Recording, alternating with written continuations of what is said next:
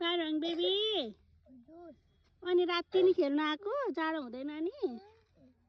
जाडो लाग्दैन भन त यस्तो सही दिन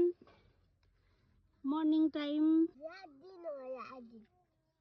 जाडो लागेको छैन कान्छा छोरा पनि हात हल्लाउँदै